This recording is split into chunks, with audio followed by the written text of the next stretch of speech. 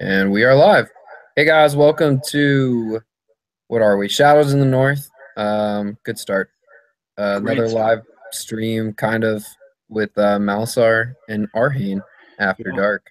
After dark. After dark, 9:15 I did bring a Eastern beer with me Standard. this time.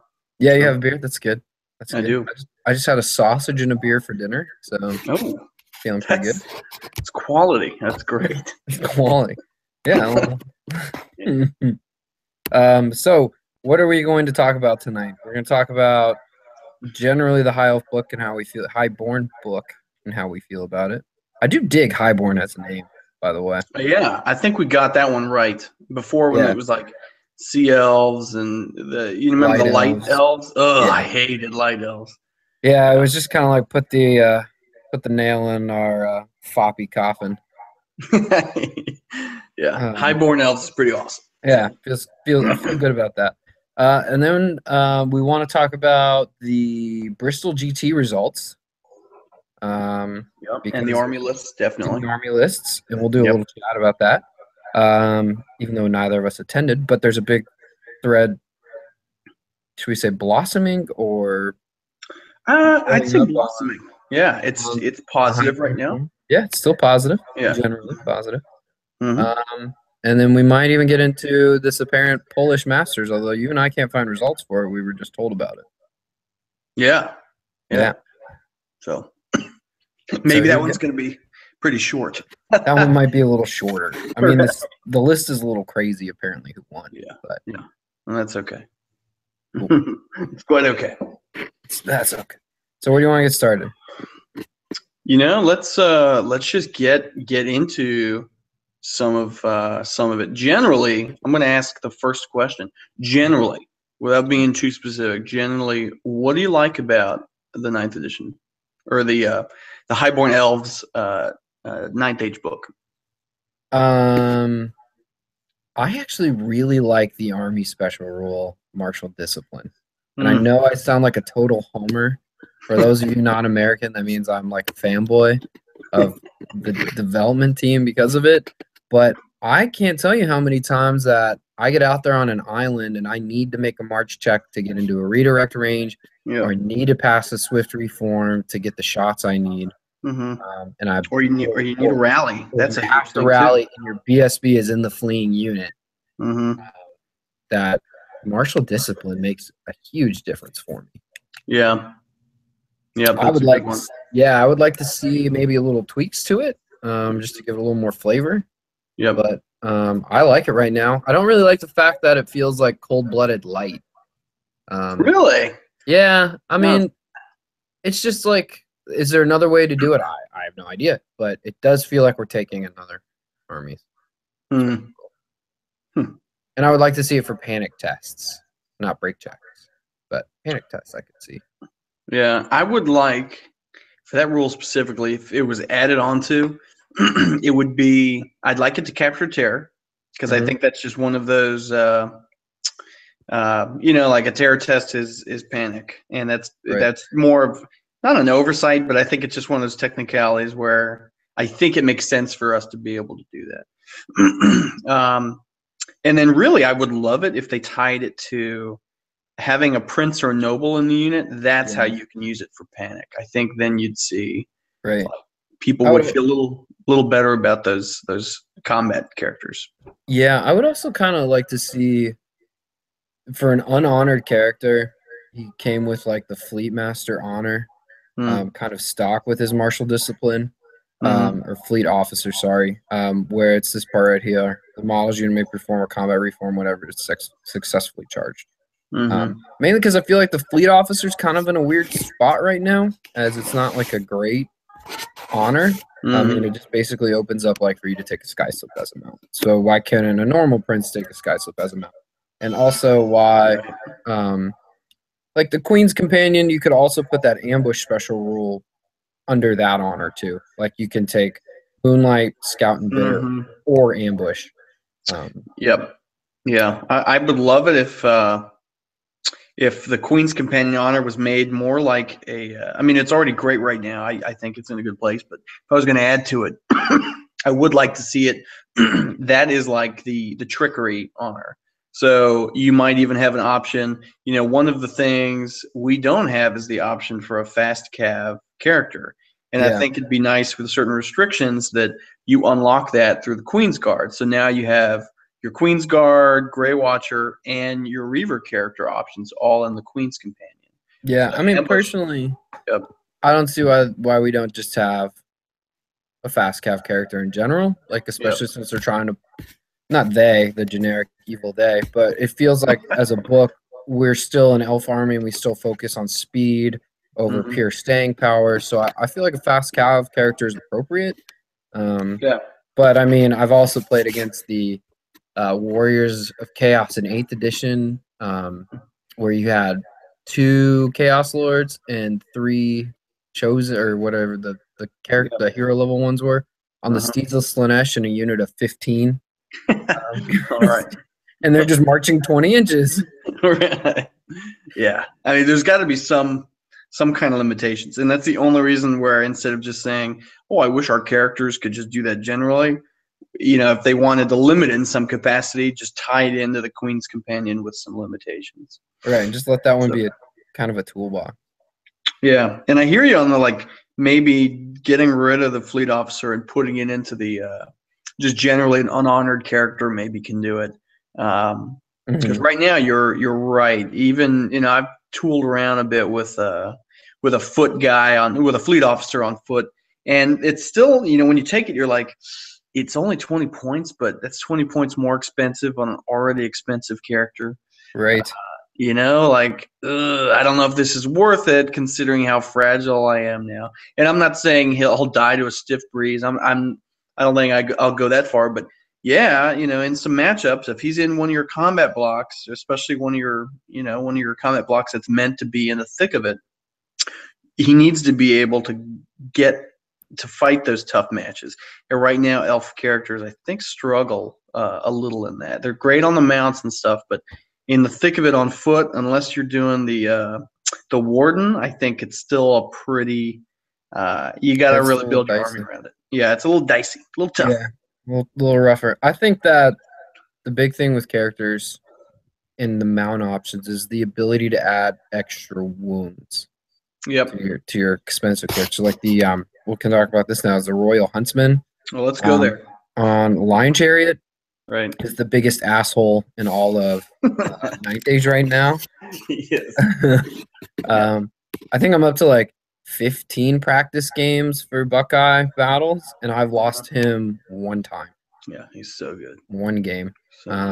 Because apparently when you punch hell pits in the face, they kind of vomit all over you. Take wounds with no oversaves. Oh, that's can't roll oversave. Yeah, I did too when I charged him in there. I was like, I'm going to kill this thing. And I did, unfortunately. But anyway, so the Huntsman, that and Asfad are, I think, our best honors that we have access to. Not that any of the others are bad. I think these are the closest to auto includes that we have. Yeah. Easy. The Prince is so durable. He has a 1-up against shooting, a 2-up against in combat. You can easily give him a 4-up and a reroll that way. And he still punches you in the face with a great weapon with multi-wound too. With a crew and lines that back him up. The crew and lines, and then mine also takes the Deviant and Icon because he's just awesome like that. Yep.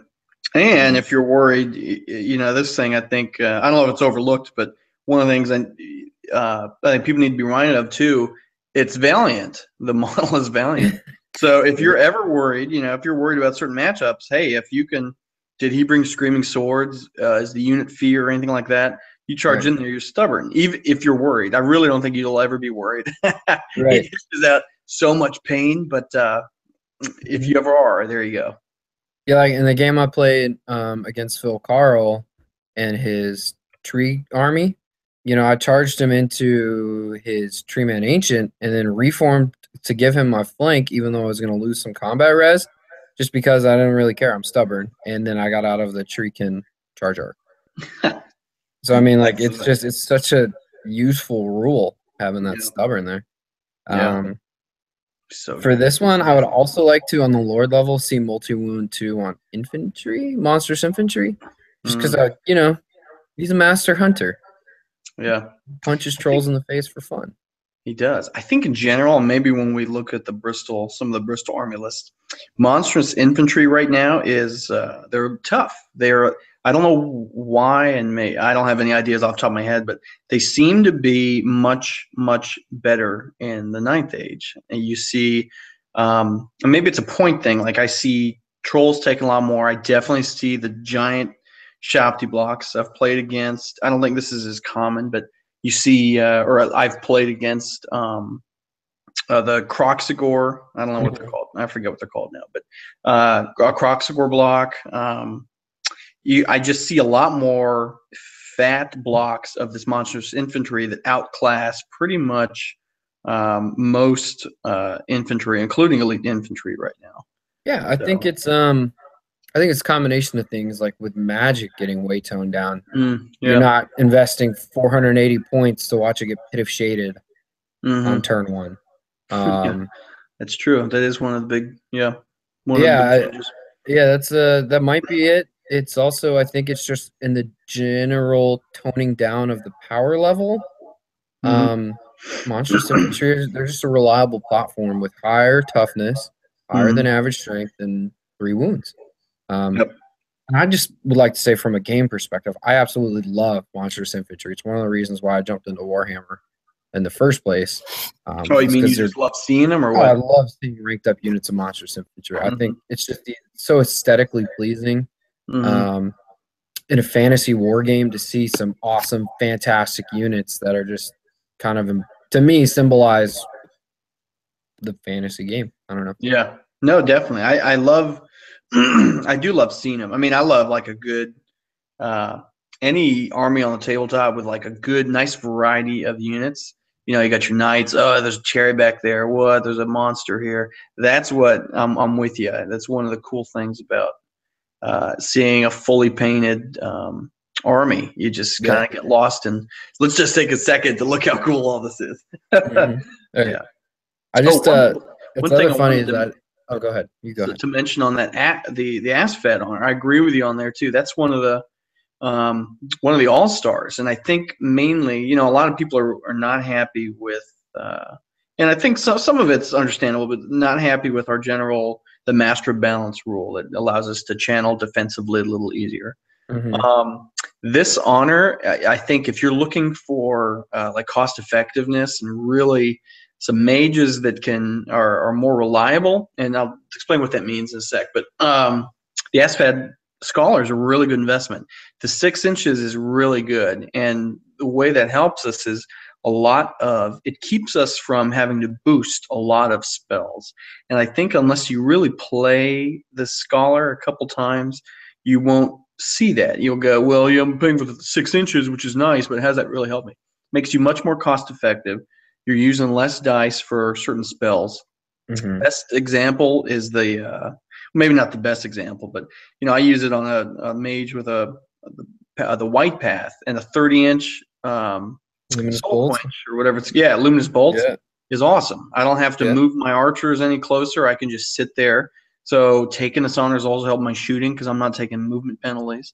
So there's a lot of little things which is great about this Scholar, and I haven't even talked about why Drain Magic is still a really good spell. So it's a great. Drain Magic is Drain Magic. It's outstanding. Yep.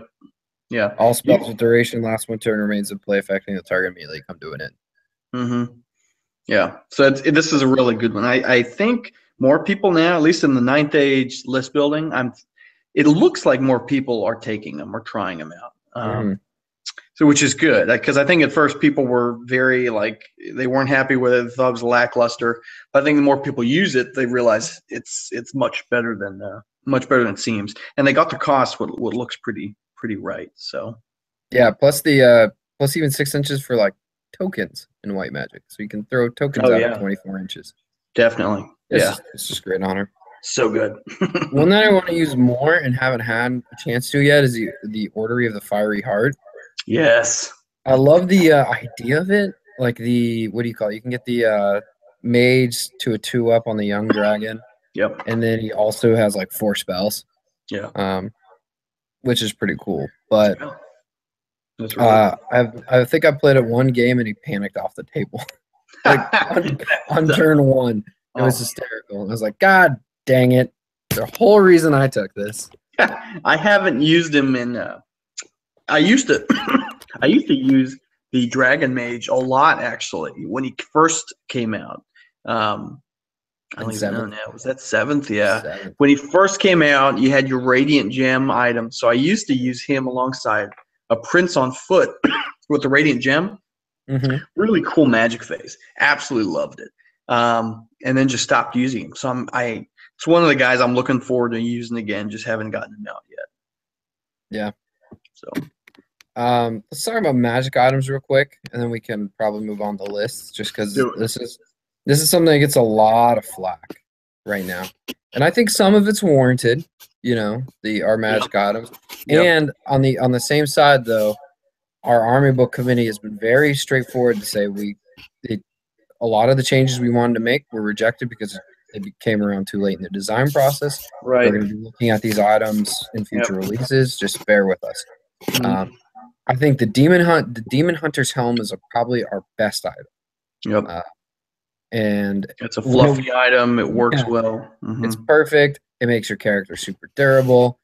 Yeah. It killed my Eagle Prince with the point increase. And probably rightfully so. Rightfully so. I mean, right. He was running around strength 7 with a divine icon, a 2-up armor save, and this ward save. So he basically became a character missile, and he would just run up and punch bloodthirsters in the face and not care. Yeah.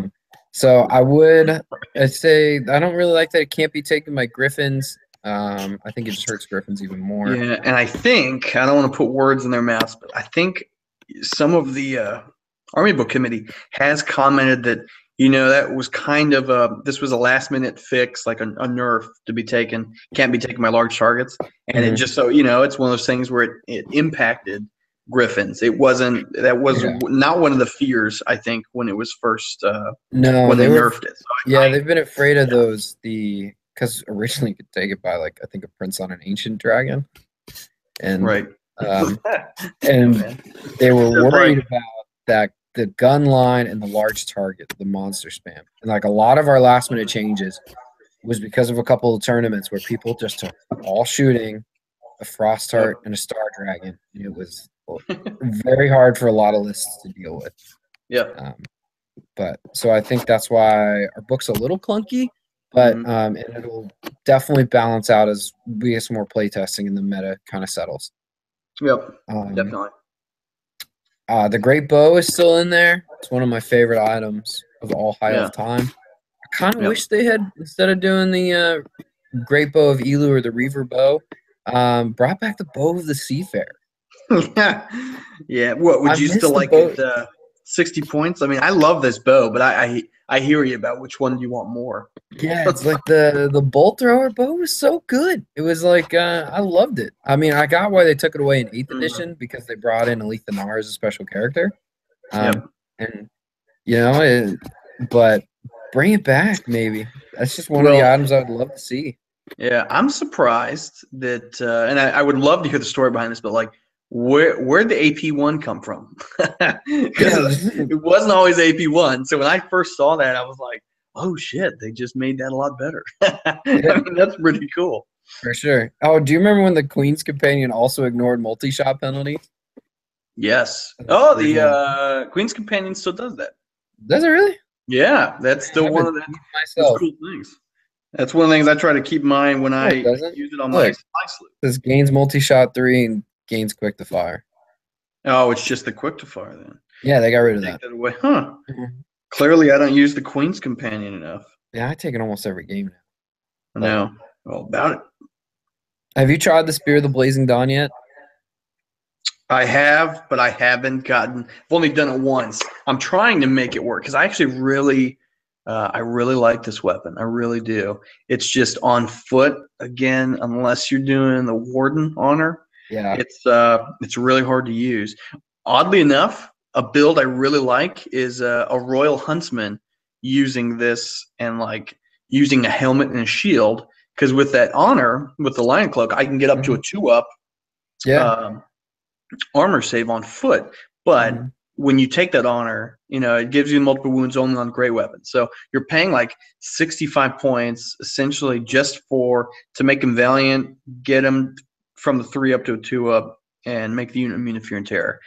Sounds good, but for 65 points on foot, it's right now it's just not worth it. So I like it. I want to use it more. Because hypothetically, I mean, it's against key matchups, it's awesome. But even against, I'm okay with having a guy on foot who's, strength 5 sometimes, because he's going to go up against a lot of strength 4. So, hey, if he's strength 5, he's, at that point, he's AP 3 because the spear gives him AP 1. So I kind of like it. It's just, again, it's the combat characters are a little vulnerable right now. So, I don't know. Yeah, I hear you. Yeah, it's the I could definitely see it on a warden character, and I think it'd be really good in like a block of spears or flame wardens. Just to add some punch. But the problem, it's one of those things I haven't gotten to yet because I've not taken a character on foot, a combat character. Yeah, and I'm trying to make it work in a lot of my little play testing, but and it can work. I don't want to poo-poo it all together, but it is hard. People who are up, who can be a little upset about how the list performs right now. It can be tough to get your combat character on foot doing good stuff when you don't, when someone who can strike back at him is in combat. I mean, that's really tough. So, what about the gleaming robe? I'm actually not a huge fan of this item. I'm not either because it only gives you 2 ward save against non-magical attacks, and I'm super awesome at rolling ones. Right. I mean, it helps keep them. So the idea behind this, I think, is like, it kind of captures the whole, you can still throw them in combat, but I think there's still a lot of magic items around. And then, like you said, even if there's not, with a 2-up and toughness 3, people are going to keep throwing attacks at them. So, so in other words, it leaves you with, all right, well, maybe I'll just take it to protect him in the back ranks.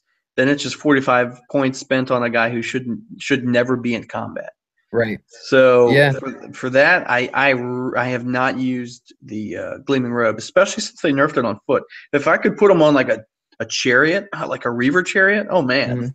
Yeah, that'd be pretty cool. Yeah, I think then I think it'd be fun to try and stuff. But they used to be able to take him on an eagle. Yeah. When in old Warhammer, and I think the first release, you could still take him on an eagle. Yeah.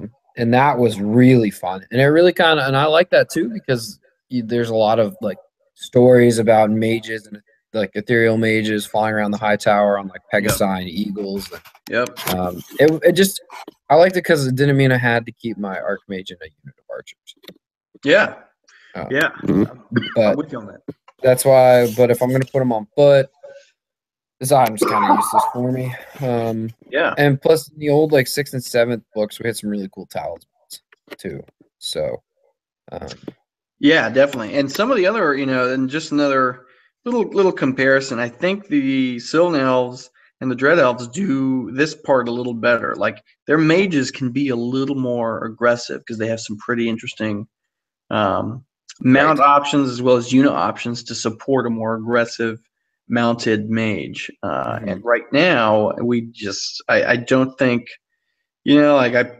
have you tried in 9th putting him in like a cav block or anything like that? No, I'm not.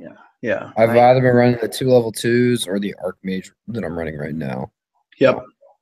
I did in 9th version, like the one where we were stupid overpowered.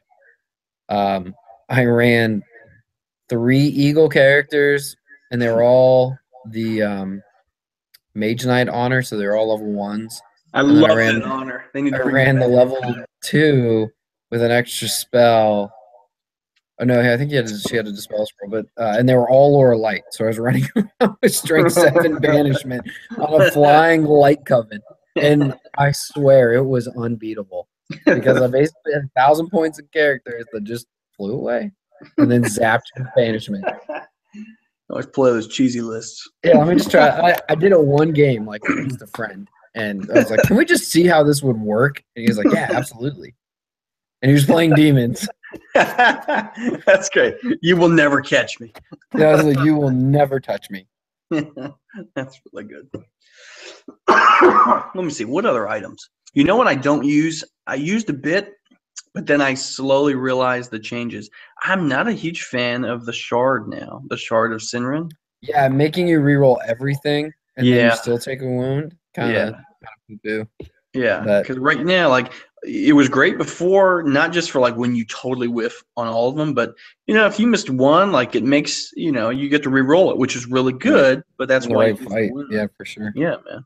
So now I used it a couple times, and then I thought, no, this is just it's not worth it. Like 10 points is great, but I think you can find something else to do that with. Won't even talk about the Cloak of Stars. I think that just needs changed. Yeah, I think the rumors are it's just going to give us hard target per unit. Yeah, I think everyone agrees with it, and that would be great. That would be wonderful if it Cover a lot of gaps in our. Uh-huh. And then the last one we should probably talk about is the Banner of Rima. Yes, it's so fun. This is one of those. Soldier's Charge. Yeah, man. I think you see this in a lot of lists, not just for the knights, but I love seeing it on infantry too. Like either on, I've used it on sword masters. I've used it a little on flame wardens, but I think they have their own issues right now. But yeah, it's a great. You can make your core lancers strength 6 on the charge, which I think is a fun build. Yeah, I love it. For 30 points, this is one of those things I think they got really, really right because it brings a lot of utility. And I've told you before, I like strength 7 on the Dragon Princes is nice. I don't think it's essential, but it's so good that it gives you a tool that I don't think outside of typically strength 7's been our characters. Right. We've always had either Dragonlance or the Giant Blade when it was called that.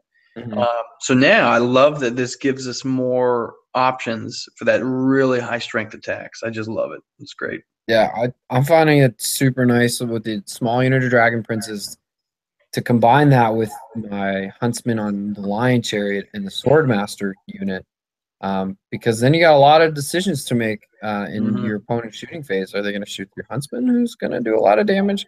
Oh, there's a Dragon Prince unit that's going to do a lot of damage. And then I still have a very choppy Swordmaster block coming at you. Yep, with your beast, your beast bane helmet. Oh, he's so dirty. Hitting you on 2s. Well, because I keep forgetting that he actually gains an extra weapon skill as a champion. Oh, see, I don't forget that. I forget yeah. Well, isn't it also no? Is it initiative too? No, it's just weapon skill, ballistic skill, and attack. Yep. That's amazing. Yeah, he gets an extra step. So he's weapon skill 7. Yeah, that's ridiculous. So yeah, you got to remember that because he's getting hit on 5s by weapon skill 3. I mean, so challenge. Just dirty. If you need to, but yeah. So in other words, if you're worried about like a monstrous infantry unit, just like, well, yeah, you can use him, but as soon as he attacks, he's going to get stomped and killed. You just got to keep in mind he gets hits on 5s. So, and then I just use the word stomp. So I guess yes, you could stomp him, but he's dishing out a lot of pain. He's probably getting hit on 5s. Weapon skill 3 is pretty good. He's probably going to kill an enemy champion in a challenge. Oh yeah. So especially mine since he's flaming, so he can even kill troll champions very reliable. Yeah, so good. Okay, let's talk about how much time did we waste on that? I'm old. I don't even know. We're doing it live. When did this start? Who's still listening? Yeah. Okay, so let's do this tab. Are you still watching my screen? Yes, I am. Yep. So this is the Bristol GT, and Hobborn Elves did not do very well. We're gonna look at their lists too in just a minute. And they're gonna be non-critical. We're gonna do a nice overview approach. It's not gonna be like insulting. That's so nice of you. I know. I'm such a nice guy. But what I want to highlight from the overall results is this. Number 1 through 10, there's only one army that's repeated. And it's 7th and 10th, so it's not even a big deal. You have in first place Vermin Swarm, second place Dread Elves, third place Undying Dynasties, 4th place Sylvan Elves, 5th place Vampire Counts, 6th place Empire, 7th place Infernal Dwarves, 8th is Orcs and Goblins, 9th is Dwarven Holds, Yep.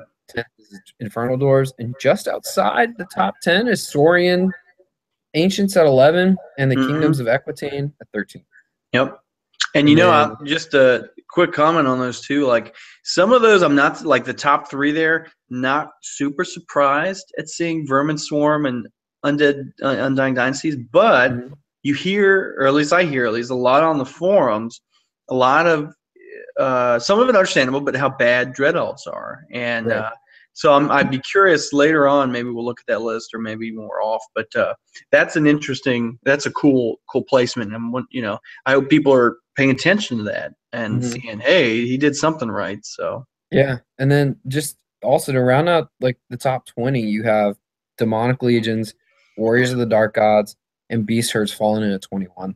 So you asked me earlier what I like most about the 9th age is that right now is that you have in the top 10 9 different armies, in the top 20 the other 14, and Ogres and Highborn fell out of the top 20.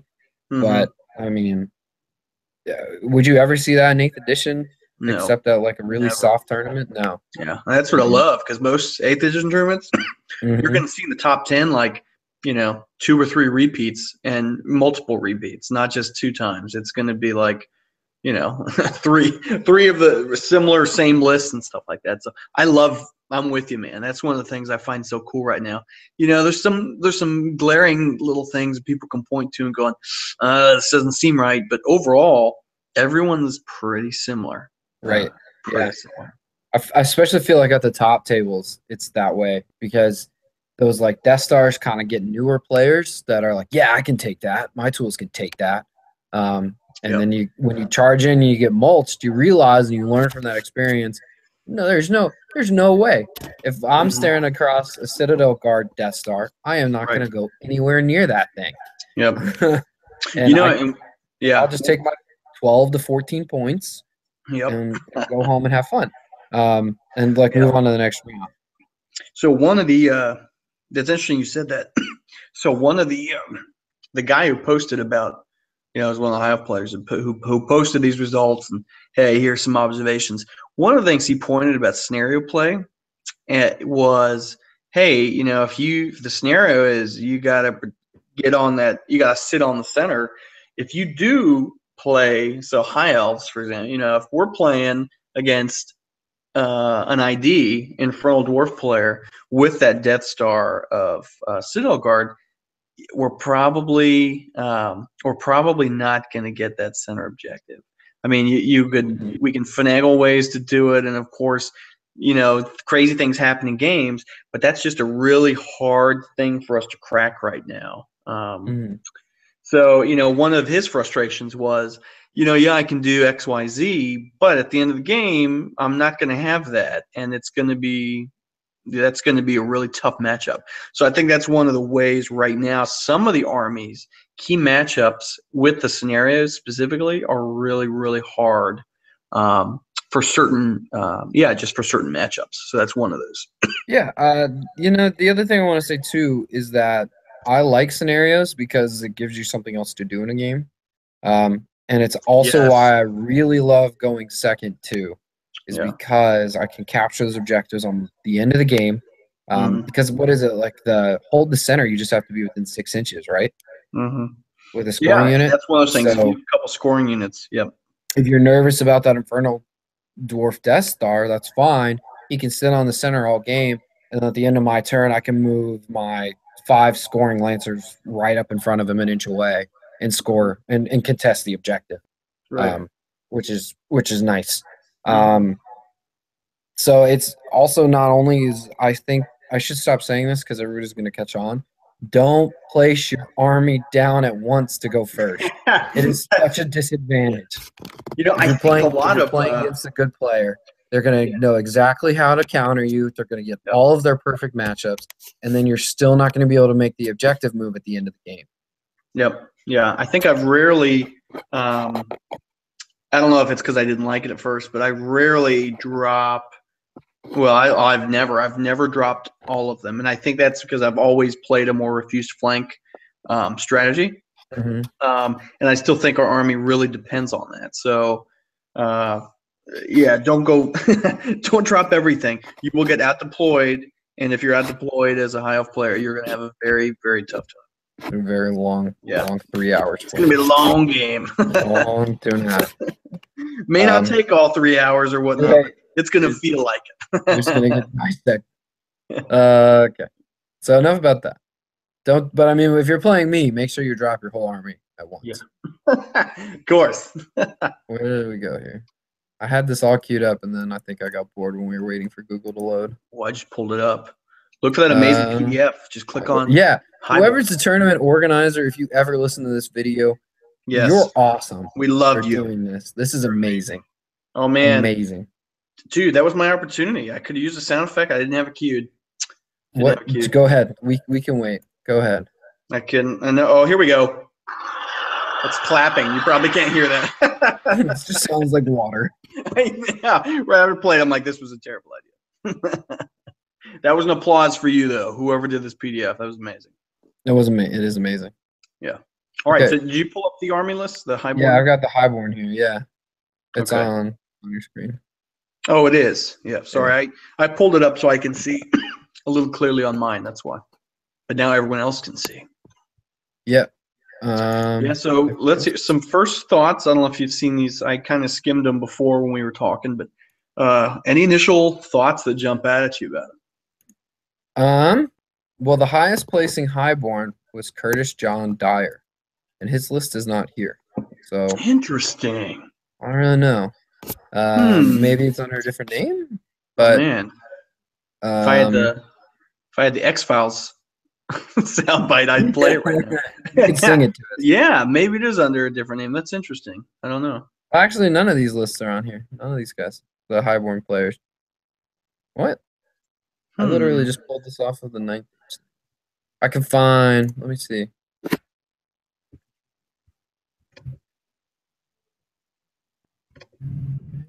Very unprofessional.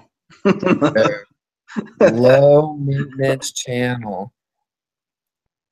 Look at maybe. I don't know. Interesting.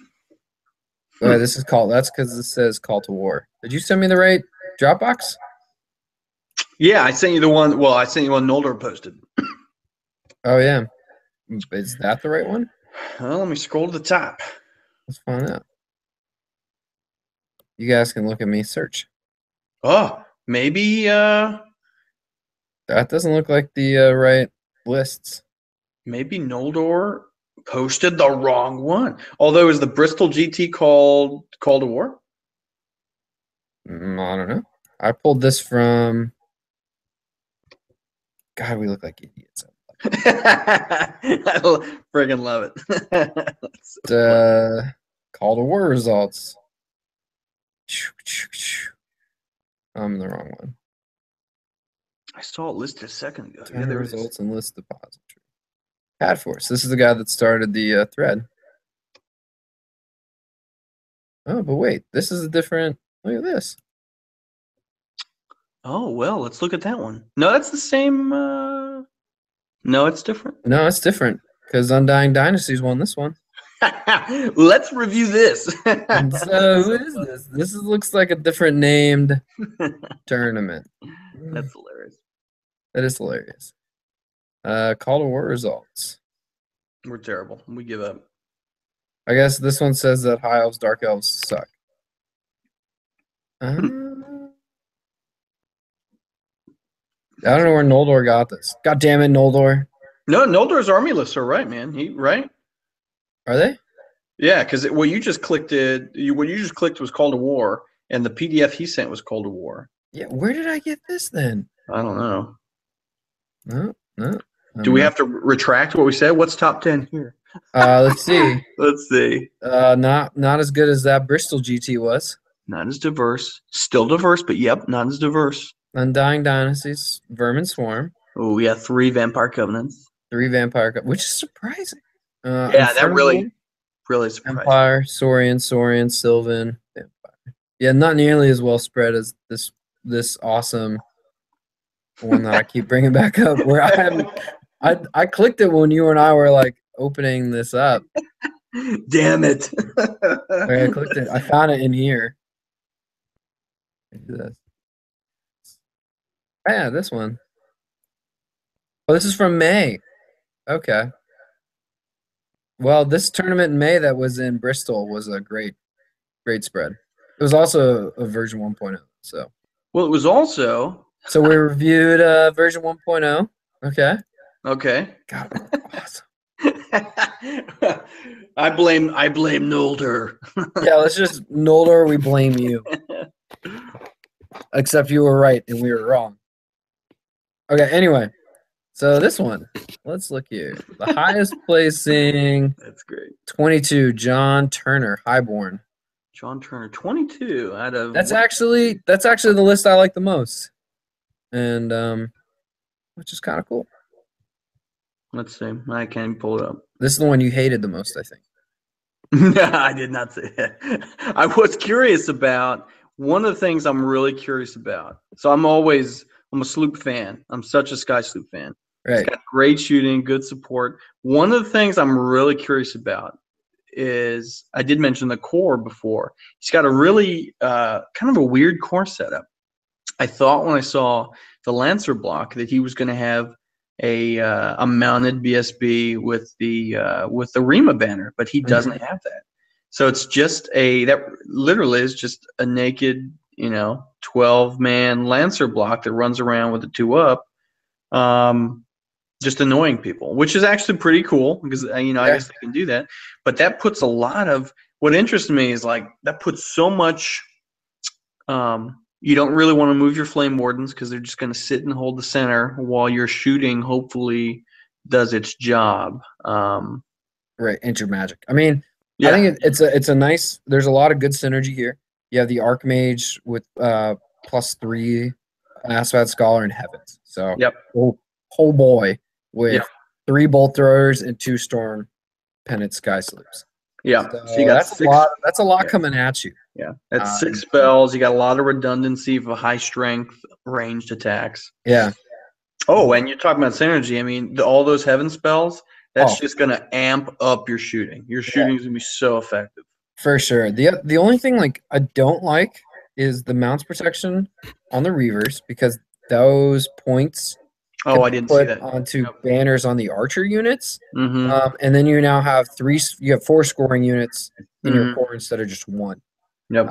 Also, I would love to get his thoughts on why he took the Highborn Lancers unit, like you said, because 30 spears is actually cheaper.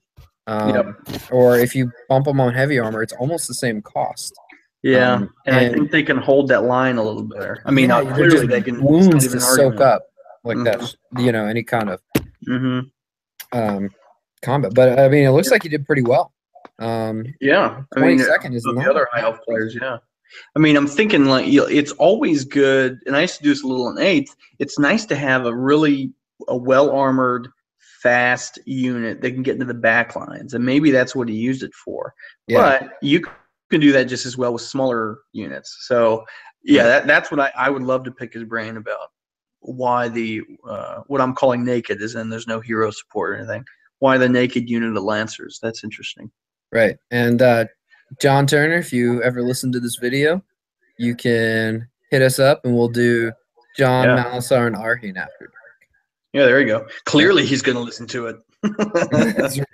But yeah, I think it's a solid list.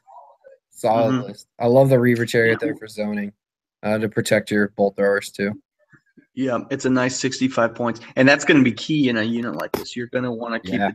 I mean, because this is one of those things, and I mention now and then. So if his bolt throwers are busy clearing chaff, they're not shooting what they need to be shooting. So one of the cool things about the core is that he's got 40 bow shots between the archers and the reavers. Yep. They're going to be the ones clearing chaff, while the sky sloops and the bolt throwers are hitting the units that need to be softened or wiped out.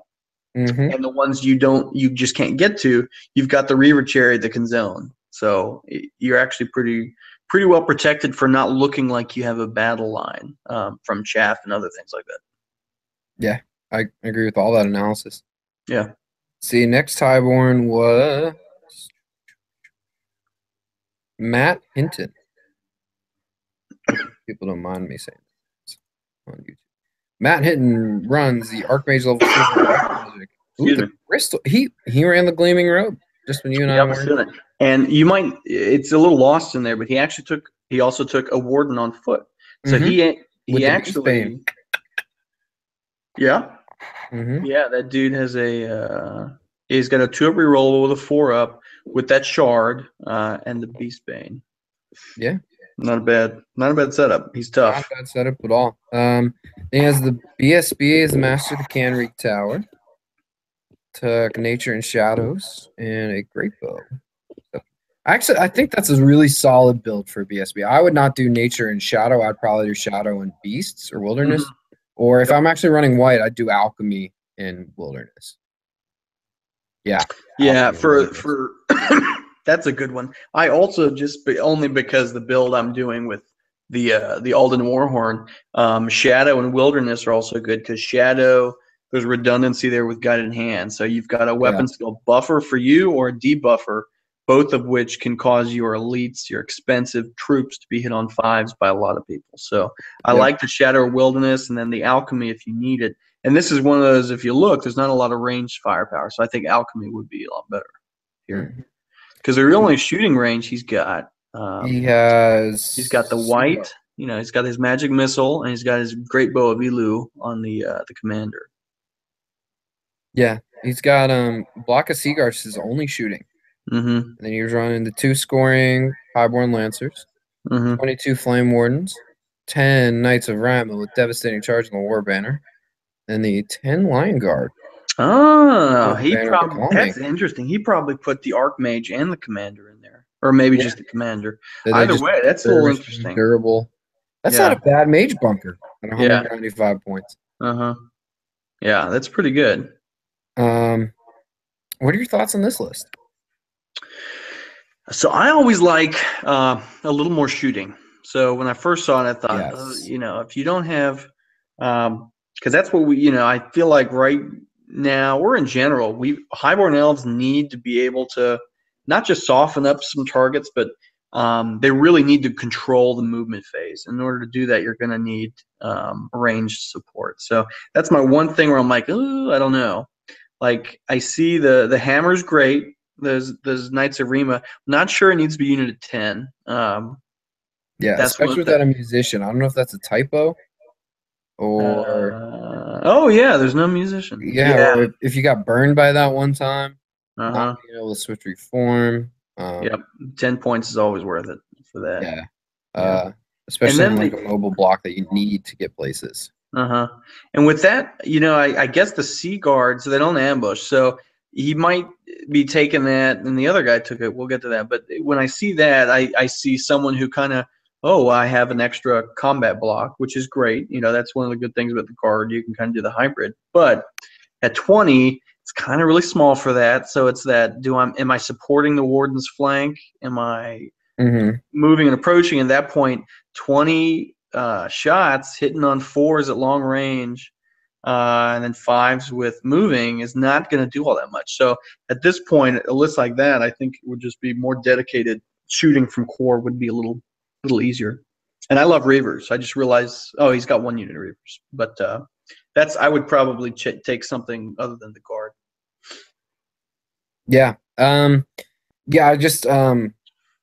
I think you got some really good elements here, but it's not putting itself together as an army for me.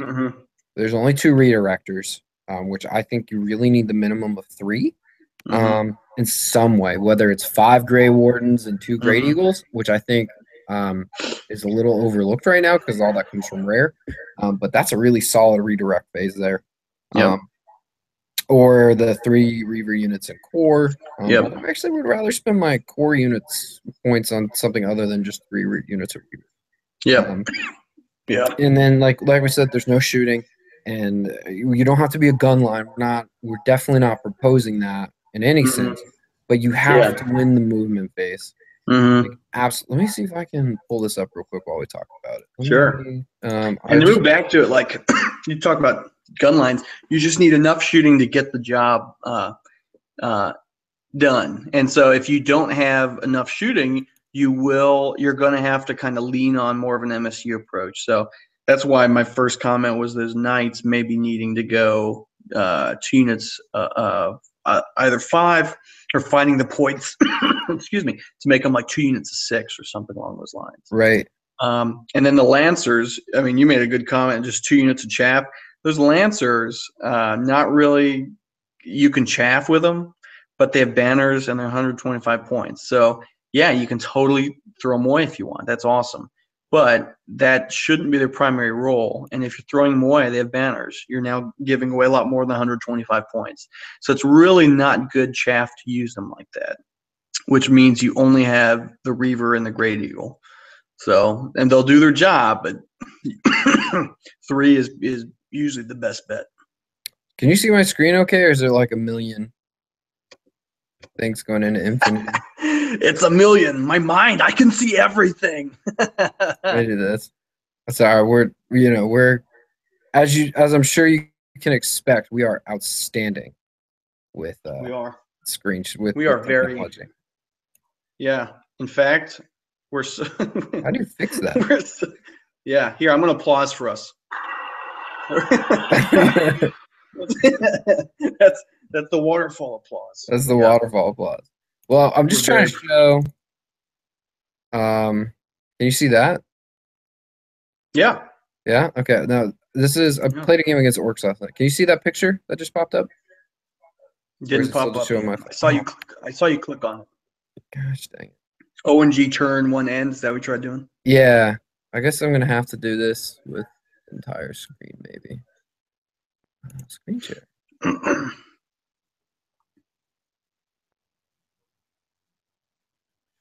I don't know how you fix this.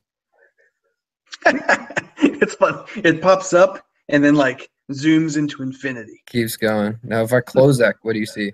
Oh, I see. Yep, that's it. Okay. So on the left is the end of turn 1. Now, my opponent rolled a little poorly because, as you can see, his pump wagons came all the way up here, and his manglers came way out in front of him. Mm-hmm. Okay. But by focusing my shooting and using my chaff units, I was able to clear all of his chaff on turn 1. Especially if I pull up battle reports. My elf turn 1. And I might actually do a battle report, guys. You should appreciate that. So you can see, I used time magic to ethereal move my eagle to get rid of this mangler here. My dragon princess obviously cleaned that one up. And then I rolled really, really poorly with my reverse charging and only did a wound and to each of the pump wagons. But that actually would come into effect later in the game, but that's okay. And then I used my shooting to get rid of this mangler that was over here, and then start putting some wounds on the rack. So, and then as you can see, because I'm terrified of rock lobbers, this wonderful spread. I was about to say, comment on that line of elves down there. Well, as you can see, are those sword masters? What are those? Those are these guys right here are my sword masters. 15. I mean, the longer line 6. Are your spears? These are my spearmen. Yeah. You like that? Is that a single line of 30? I can't see. That is 1 by 30. Yes. That's freaking hilarious. Oh my god. Yeah. I hear you though. That's 2 rock lobbers right there. You gotta. It's Doomed Avery and a rock lobber. Okay, a little better, but still, 1 rock lobber on the spear block is gonna neuter them. It's just they're no longer effective. I'm gonna need them to deal with this. What we were talking about earlier, Feral Orc Ed Bashers with paired weapons. Yep. Internal balance is wonderful. Yeah, for sure. It's wonderful. I mean, you can see kind of. Let me just show you the end of. Did I take a final picture? Maybe I didn't. Yeah, in turn 4. This is kind of like where it ends because I was able to clear all of his chaff. You know, I've already got 6 wounds on the Ragnarok here. This little preview, guys. You're welcome. For this battle report I might do. This is all one big old mess of a combat here that I'm going to win. Eventually I'll win that combat and get all those points because it's cute that goblins are trying to charge my chariot prince in the flank. Oh, is that what that is? I was like, Yeah. what is that? Yeah, like his Nashers flew up to here. Uh-huh. The prince charged, overran into the Mm-hmm. Ed Bashers, and on this one was a 6-inch charge, and I failed it to get him in the first round of combat. And Right. then he countercharged here, then I charged here. Mm-hmm. But I got 6 wins on the Iraq Rock for my shooting. Yeah, and that was your original point too. Like because he had the shooting, turn one or I guess you did turn two. You were able to start dictating the movement phase and secure. That infinity thing is just funny as hell. just blows your mind, right? Dude, I'm high right now. But yeah, you can secure your movement phase. You would get a lot more freedom to do your own shenanigans. So you need, if you don't have the shooting, this guy does have magic. White is great for that with the signature. But other than that spell and the Great Bow, there's not a whole. Oh, and the Sea Guard. Yeah, there's not a whole lot of. There's not enough reliable ways to get multiple targets down early. Yep. One in that Orc and Goblin game, I never got a magic phase above 5 dice in 4 turns. Like it's gonna happen. Yep. And you can't rely on magic and shooting alone. You need to kind of combine the two, which is why we play Combined Arms. I don't know if that came through. No, it didn't. You was like sweet nothings into the mic. Right, yeah. It's why you and I play Combined Arms. Yes. We still think it's so effective. So good. Yeah, that's what elves are so good at. So, and I was saying before, if you don't have the shooting, then I really think one of your other your only other option, and it's not going to be as effective, is just to go more MSU. So that's even then you're going to be sacrificing units and stuff, so it's not ideal. Right. So I do like though, he's using the amethyst crystal. That's an item I wish I could fit a little more. I think because all of the paths in 9th got a little better. I'm not talking damage, but the buffs and debuffs are so much better now that I feel like the scroll is almost more essential than it was in 8th. I mean, it's always been really important, but right. If you're already spending points on an Archmage, for the crystal, you might need the scroll. And notice this guy, he did not use a scroll. So good for you. Good for you, Matt. Is it Hintax? I think it's Hinton. Yeah. Hinton. Matt Hinton. Nice job. You have balls of steel. I'd play a sound effect if I could find one. Final one, we talk about Mr. Patrick. Yes. Let's see. Patrick plays 48th out of 52. Sounds like a rough weekend, Patrick. Yep. Sorry about that. I think this was the poster. This is Pad Force. Yeah, the poster. Yeah. Yeah. So let's break down the list here. We have a High Prince, Prince of Rima, Mounts Protection, Dragon Armored Shield, Ogre Blade, Divine Icon, Dragon Helm, Dust Stone. So we got a 1-up rerollable Strength 6. Yep. Solid. Yep. I know there's an argument there whether Strength 7 would be better, but overall he's got a tank, so that's pretty good. Yep. Devastating charge. And then we have the Path of Nature level 4, Gleaming Robes, Book of Arcane Power. Again, another Gleaming Robes. That's 2. Yeah. And again, I don't think so. Where's he? If you look at the rest of the list, guessing, just a guess, I could be very wrong, but he's probably putting it in the Sea Guard. I'd be really surprised if he's fleshing out the Swordmasters for the Horde with the Archmage. Maybe he did. You think he did? Yeah. Yeah, because I guess he wanted the buffs and their relatively short range. Yeah, see that for me, I'm like that's risky. Yeah, that is. I understand though, because one of the things he said was, he feels frustration, and I kind of get this, like playing a Horde or a big unit. And it's funny that I'm saying big when really I play, and I know you do as well, play with pretty relatively often with a unit of 21. So 25 is not much bigger than that. Or excuse me, 25 is not much bigger than that.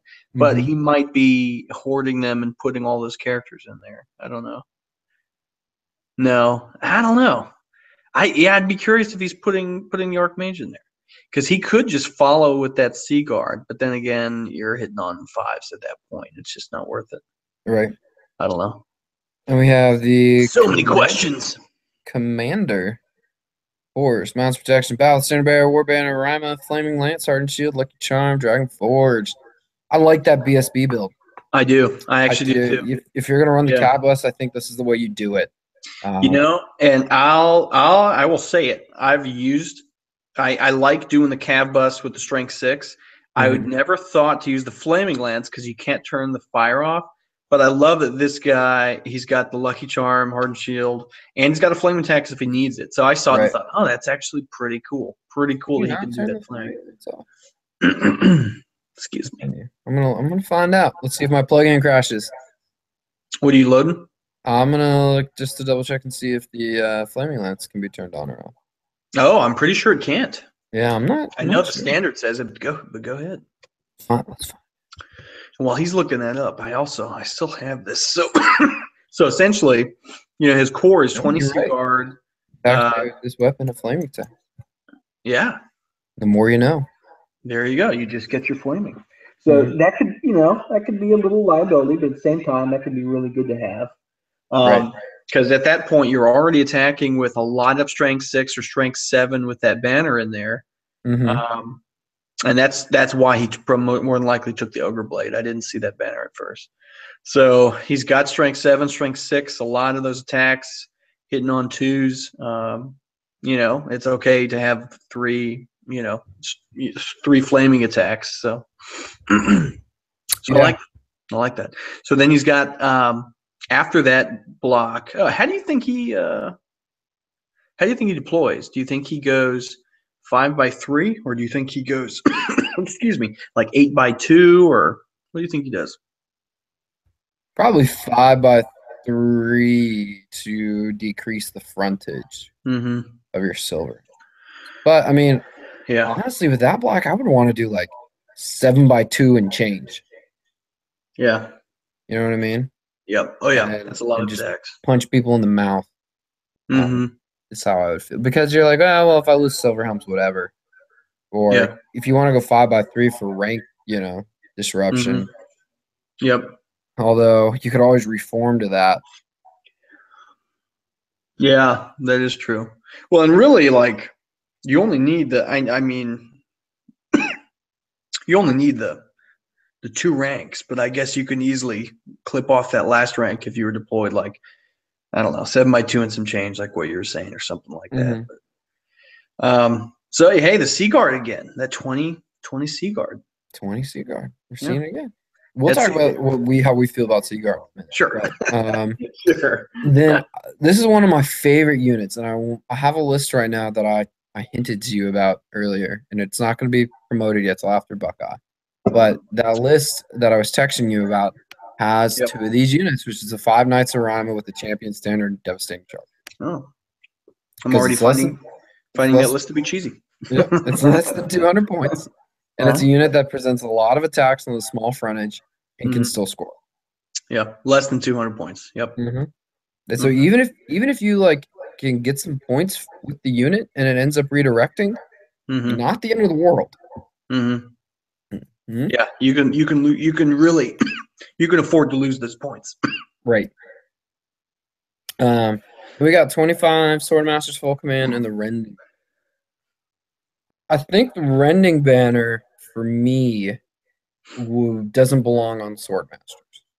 I don't think they need it. Yeah, there's too many, like, Flaming Banner is one that I like a lot. And so we don't have to talk about why I use the Flaming Banner and why I think it's much better than the Rending Banner. But the other one that I think is overlooked and is better than the Rending Banner would be something like the Icon of the Relentless Compass. Yeah. I actually love the Stalker Standard. Stalker Standard is outstanding. If you can give these guys Strider and Swift Stride, my word, look out. Especially in a unit that's an army that's focusing on cavalry, which is what we have here. So I think the Stalker Standard would have been much better. Yep. And I'll give you another item, a reason to love the Stalker Standard on Swordmasters, or really any big block of whatever, is because right now, so you always have Wilderness, right? They've always had Curse, makes you count open whatever terrain is difficult in DT. Undying Dynasties have the same spell, but I believe as long as you have Strider, look that up. You don't have to take That's right. Dangerous Terrain. Yeah, So it really makes you kind of immune to some really, really terrible spells that can mess you up. So especially like this, the web flinger from Orcs and Yes. Goblins. 'Cause you see so many spiders right now. That can really ruin your day. Especially when you roll Dangerous Terrain like I do, which is which is 6 Tomb King Chariots go over a wall and none of them come back. Or I've had like an entire unit of Dragon Princes overrun. Like they charged the wall, broke somebody, overran, and I lost all 6. Awesome. That's funny. Unlike my Dragon Princes. My Dragon Princes are... you don't care about your Dragon Princes are what else? I don't even need that banner. Then we have the Flame Phoenix. I like the Flame Phoenix. I think it's a good model, solid platform. It's only 160 points. I hear a lot of snide remarks in the forums about it's 160 point War Machine Hunter or 160 point Redirector. My thoughts are always, if there's not a good flame target, it's still got a really good job to do. Just on War Machines, it can go fight chaff in combat if it has to. And it still causes terror and fear. So plug in that guy on a flank when you're fighting Swordmasters and you drop them their leadership by 1. Yeah, or another great thing. I mean, he's got the Thunderstomp, so you can easily just charge in. Your 3 attacks aren't going to do much, but you can sit there adding some Strength 5 Thunderstomps to any unit, any combat your units are in. Right, and I'm not advocating you charge them into Chosen. Right. You just gotta be smart, pick your matchups, and let them have at it. 2 Eagles, which I like. I mean, I always wish I could squeeze the second Eagle in, but I always only seem to be able to fit 1. Yep. That's why you also take 2 Reavers from core. That's also why I always take 2 Reavers if I can't get that second. And then 2 Seaguard Reapers, repeating shot. So I like the list. Yeah, I do too. I think the problem is the magic isn't focused enough for the list. Instead of nature, I would rather see White Shadow or Wilderness. Tell us why. Tell us why. Mainly because those 3 spells, those 3 lores have ways to move your Phoenix again. And I'm not saying you're linchpinning your whole strategy on your Flame Phoenix, but those 3 lores cover an expensive model's weaknesses extremely well, which is one of those hidden synergies that we keep bringing up for our book. The other one I like is Path of Alchemy. I think is solid on a level 2 of the scroll. It's a great lore. The attribute makes your Swordmaster's grind just a little bit better. So I do really like that there. And, and if you like your AP, you're gonna, that Rending Banner with Alchemy, you're gonna be able to give them the AP as well as +1 to hit. So. Yeah. So that's why I don't like the Archmage on nature. I don't think nature's the greatest lore for us anymore. Even with wanting the Caplets, I just think White's gonna cover your weaknesses better, and then Wilderness is gonna make you hit a lot harder, and then Shadow's gonna increase your shooting. And then just a little more on Wilderness too. Looking at the army, so his shooting is that the 20 Sea Guard and the Bolt Throwers. Those are his shooting, because there's not really. I mean, you got a magic missile from nature, but that's about it. So really, you need the Fire Phoenix to do its job, which means you're going to want that movement more. So if you do something like Wilderness, and you really love nature because of that toughness for the Swordmasters, your signature is at least going to get them to toughness 4 while also boosting their offensive power, which is where the Rending Banner comes in too. So and then with your another great thing about Wilderness is without a lot of your long range firepower, having the swarm of insects, that kills statistically a War Machine every time it's cast. It's the 5d6 strength 1, you're down on a War Machine. I mean, you can roll below average and stuff, but you can roll over as well. So more than likely that's going to fill one of your difficulties if you're worried about those War Machine matchups. That spell is going to be a have to stop. So already now you've got spells that make your Swordmasters tougher and more offensive. That's going to be have to stop. The Swarm of Insects, you got to stop that because that's going to take out either chaff or your War Machines. So you have a couple options there that are really effective and synergize really well, all while being able to move your Flame Phoenix and do his role better. So, and the curse, you know, gives you movement control, board control when you're running cab buses. Yep. Yeah. And if you're, again, we're talking defense, and that's why I believe he took nature. -1 hit in combat is ace. Ace. Yes. With T3 5-up saves. Yeah. So curse, another reason why I think wilderness maybe for this list would be really good. I mean, I can think of other reasons why white and stuff would be great, but wilderness is just it's a good lore. Yeah. I think when you're running the cab buses too, the Flame Phoenix is not the model to take. It's you got to focus on shooting because you have to clear the board to get your hard hitters where they need to go. Yeah. So I think maybe, taking 10 sisters or 9 sisters with a musician with longbows for 160 points would have been a better pick there. I don't ever want to tell people how to play their list, but just when you're running the knights, you want to be able to take control of the board on turn 2. And then suddenly your opponent's really questioning how am I going to avoid getting punched in the face with Highborn Lancers and 2 characters while 25 Swordmasters are coming right behind. Yeah, and you mentioned the banner of Relentless, excuse me, the icon of Relentless. Yeah, with a cab bus, your Swordmasters are marching 15 for 1 turn, so you are going to, if you did that, you'd be on them turn 2 or whenever you need to be. So there's a whole lot of pressure really, really quickly. And is another reason why I think Rending Banner is maybe not so needed. But honestly, this is one of my I don't know what I like better. I really like that first list and Patrick's list. Those lists I like a lot for different reasons. They're very, very different. And I think that's one of the cool things of the new book. You can really do that. I think there's strengths to both of those lists. Yeah, for sure.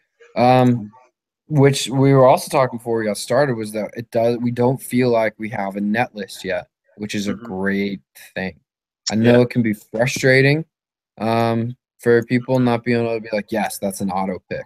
But click on this is the winning one. I was going to say the Empire of Sunstall. Because I think when you go to those, some of the tournaments I've been to and basically on playing on UB and stuff, you can see what you're talking about with net lists in general. Like these are clearly variations of the same builds. So you've got 2 of those lists, each have 2 units, 2 hordes of flagellants. The very first. Yeah. First thing.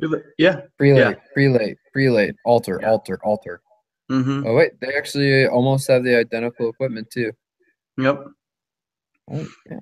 Yeah. So that's identical. One doesn't have the razor blade. This is Light Coven here on the right. Mr. Jack. How did you finish, Mr. Jack? Oh, did I exit out of that? I did. Oops. Oh. I'm queuing my boo. Another. All 5 Empire lists have prelates on altars. Yeah. Light. Flaggy. Rider, arcane.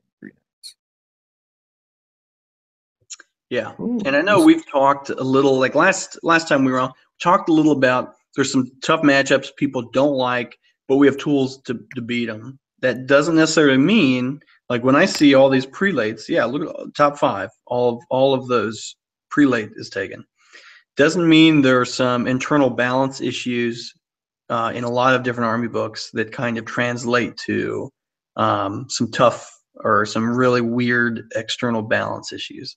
Like I didn't even see the top. Did the bottom 2 have the 2 units of flagellants? I think 1. Yeah, this one. So look. you've got 3 lists here that are almost identical with Yeah. 2 cannons, 2 units of flagellants, and then a Mm-hmm. prelate and lorelite. Mm-hmm. Yep. Which now I feel like I need to go find out how these people did. Oh, what And I you do? gotta have your at least one of those arcane engines too. I mean, I saw them Right. all there too. So I think that's I don't like seeing that. I think that's more like I think that's some of the issues other army books are going to deal with during the review process. I kind of like that we don't see Right. meta list for the highborns. Now I won't say yet because I'm kind of hoping that we have enough builds that we don't really see like, oh, if you're not taking your horde of white lions backed up by a cav star with 2 Frost Phoenixes, you're not doing it right. I really, Mhm. that's one of the things towards the end of 8 that was kind of frustrating.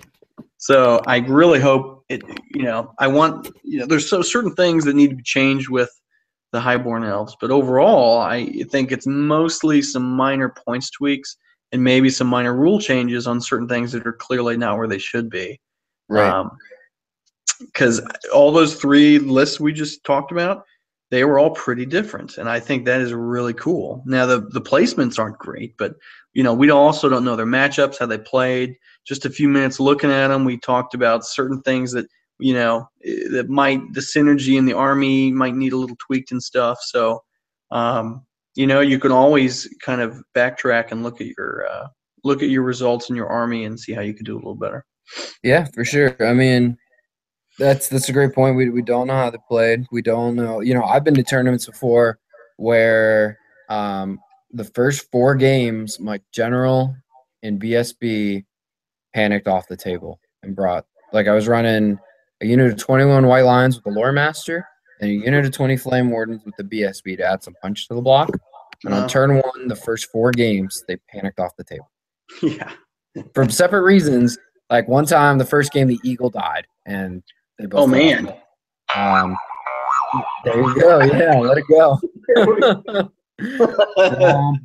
And then like game 2, it was like the way it was positioned. He did the auto panic test on my general's unit from an ogre player. Panic my general, ran right through the flame warrior, the phoenix guard. So like you can have those events. Like sometimes it's just gonna happen. Yeah. Now let me see what else. What I was gonna say about Empire. I had a point to make to all of the haters of flagellants. The highest placing Empire was Adam Jones at 5th place. Adam Jones did not take any flagellants. There you go. There you go. He took a steam tank, which people think sucks still. And I think I don't remember if we talked a whole lot of excuse me, specifically about flagellants last time, but I know we've talked in general about how to deal with them, how to deal with those very more obvious synergies that the Empire player has, where hey, if I take this and put this within 6 inches, my units have this, this, and this. We have a lot of ways to deal with those things. So I think that's why. So it might be really good internally to take those, and I think that's why you see so many of them. But there are ways to deal with them, and that's probably why, even though there's 3 lists with dual block, they didn't perform too well. Now they did perform better than the high elf players, but again, there's a lot of unknowns we don't know. Well, actually, I mean, like if you look at it, Felix, Jack, and Owen played the net list, which is the flagellant blocks, the artillery, the Covenant of Light, all of that together. Felix was the highest at 27. So we have a highborn player placed higher than him. 22. Oh yeah. And we had Jack Austin was the next highest, and he would beat out the highborn there. Yeah. Barely. And then Owen placed near the bottom too. With that net list. So I don't know. Maybe it's not as good as we thought. Maybe the point we always try to make is if you look at matchups in a vacuum, for any book you can find things where that unit's unbeatable. Yeah. You just have to be able to find how you can hold a win there. Like if I played any of these lists, the riders die first, board control. Yep. And then I'm going to start picking on the prelate or the arcane engine, something like that, just to focus it down. And then I can start redirecting flagellants off to board edges. I can shoot gaps. Obviously I'm going to take some damage too, but I have a lot of ways to deal with that list with my at least. Yep. Oh, and another thing on flagellants too, that some people are like, well, chaff doesn't work because you can't frenzy them away because of they're within generous leadership. Typically, when people are saying chaff a frenzied unit, they're not saying, hey, I'm going to put you in charge range and you're going to fail your leadership test. That's great when it happens, but that's not the primary thing. What's big is that they have to overrun. So if you feed them an eagle and make them and position the eagle so that he's not only contacting you, but he's moving completely away from the battle line, they can't take musicians. So once he's in combat, he's moving directly away from the battle line, has to spend a turn reforming at you, and you've now just taken them, two turns out of the game for 50 points. And you can do that multiple times just by camping unit right in front and making him overrun into a bad position. Yeah, solid call. I guess finally we want to talk about the Polish Masters. I'm going to pull this stuff up. I take your lead. Yeah. Oh, look, you guys can see my email address. Oh, man. Super shitty army, though. Super shitty. Here's how I really feel. That's great. Shitty as in, I explained it. I sent this to a buddy of mine. Avoidance shoot, can't kill any of my character points, 25% core, 25% rare, 50% reroll. Did you? Oh, you used a Prince on Ancient recently. No, this is the one that won the Polish Masters apparently. Oh, great. I'm glad you brought it up then. Yeah, it's on my email. Look at my email, everybody. There you go. There you go. So it's basically the quick rundown. Prince on Ancient, level 2, Mage and Toys, Archmage with book, Queen Noble with bow, Noble on Lion Chariot, 30 archers, 2x5 silver helms, 1 unit reavers, 3 bolt throwers, 2 flying chariots, and a fire. How do you feel? Bring that up again, because this is one I think I paid less attention. Oh, it was in the midst of like a long thread. Yeah. That's why. A complaint thread.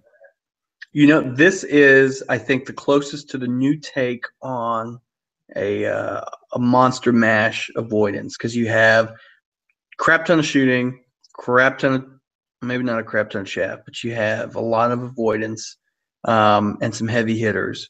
To be honest, I'm a little surprised just seeing the meta and some of the other army lists that it won. I see why it could, but at the end of the day, the Prince, I think he took the hat. Is that what that level 2 in Toys is? It was level 2 in a spell scroll. Oh, okay. So you're saying there was a Prince on Ancient and a level 2. It wasn't the Wizard Hood. No, he was the Prince on Ancient with the Wizard's Hood and the spell scroll. Yeah.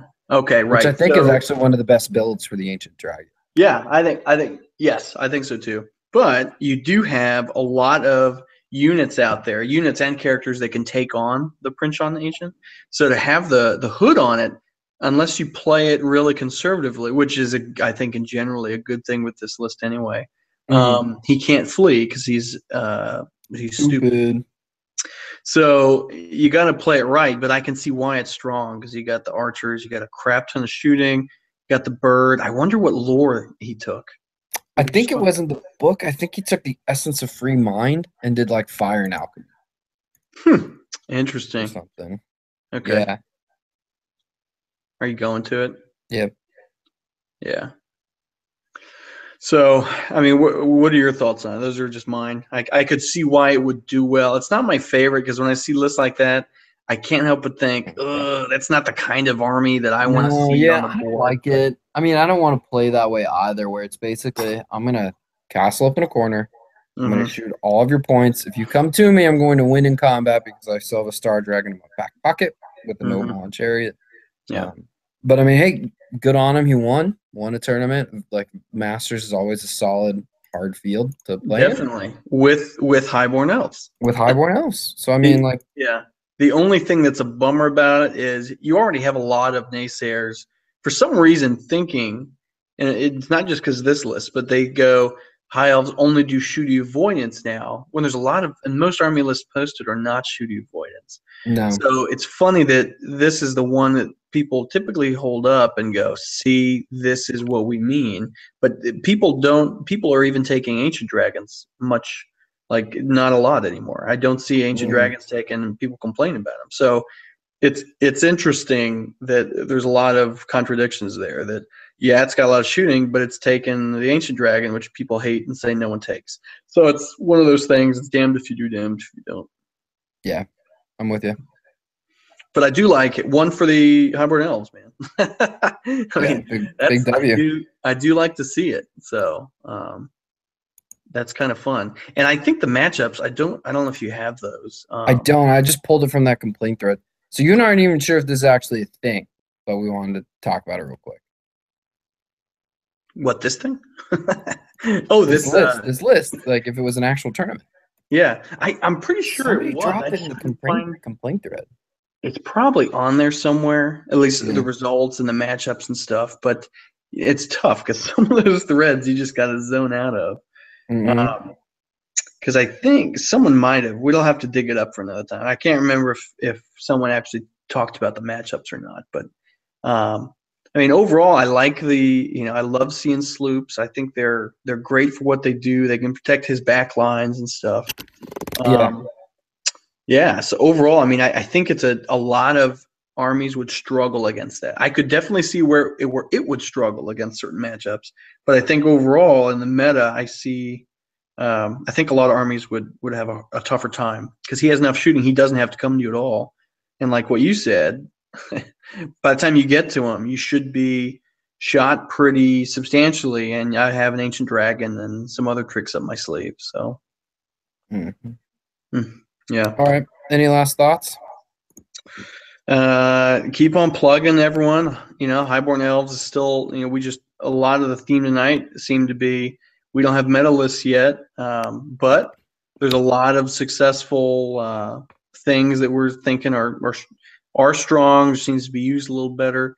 Other army books are finding their meta a little easier, but even then, you pointed at the Empire; they didn't perform that well. So, I think right now we're still in a good place, and people are starting maybe to move away from 8th edition, but I don't think you'd see that as some of the complaint threads. You wouldn't see that, but I think people are starting to realize we need to move away from the block horde of elite infantry and maybe take some smaller units. So, yeah, and you need some shooting. You don't need to gunline it, like what you said. Right. You just need some shooting. Yeah, you need some shooting. And 3, you got to do your 3 chaff. Please take 3 chaff. All right, guys, this is Malasar and Arhane for Shadows in the North After Dark. We will see you in the next video, and we are so terribly sorry. Yes. Good night and have a good one.